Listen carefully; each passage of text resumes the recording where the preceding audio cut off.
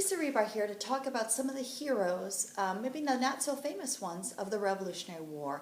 So we all know about George Washington and Thomas Jefferson, John Paul Jones. They're people that are very famous, Benjamin Franklin. These are folks that also contributed and helped out in the Revolutionary War, but maybe aren't as well known. We'll start off with Ezra Lee, Sergeant Ezra Lee. He actually manned the first submarine. It was called the Turtle. Very different from modern day submarines. This thing floated on top of the water, kind of looked like a little cork bobbing along the water. His mission was in New York Harbor to approach a British warship, drill a hole in it so it would sink. He drilled and drilled and drilled and drilled and drilled. Unfortunately for him, the British warships had a copper covering that he couldn't drill through. So instead he retreated. He had a bomb that he set off. He did no damage, but he frightened the British enough that they sailed away. So his mission was actually successful. Next up is Nathan Hale. Nathan was a Connecticut school teacher in the Continental Army, and George Washington asked him to do a risky mission, which was to spy. And he roamed the countryside in New York, taking information down, drawing pictures, amassing information to take back to Washington on what the British were up to. Unfortunately for Nathan Hale, he was caught, and he was not afforded any of the rights that spies were usually given. He was condemned without a trial, was told he could write a letter, wrote the letter. It was torn up right in front of him.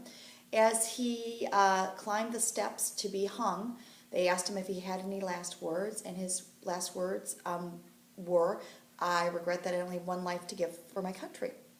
Moving on, we have Baron von Steuben. Baron von Steuben was a German citizen.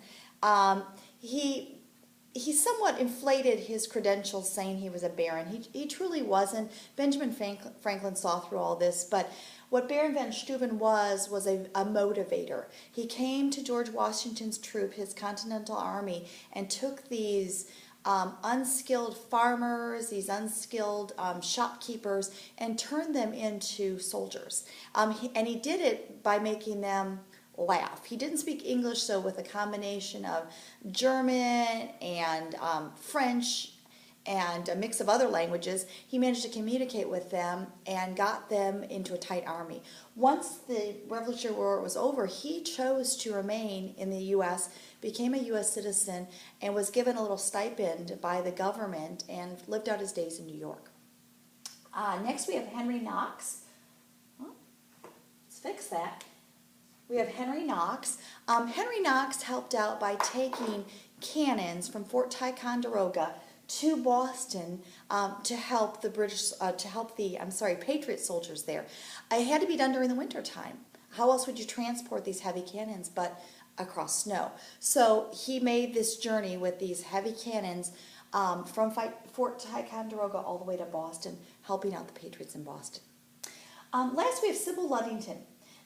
I put Paul Revere here. Sybil was like Paul Revere in the fact that she, in New York, warned citizens that the British were coming to clear out. It was not safe. Paul Revere's ride was about 14 miles. Sybil's was between 30 and 40 miles, but yet we all hear about Paul Revere, and Sybil Ludington is probably a name you've not heard of. So consider how these folks advanced the cause for the Patriots.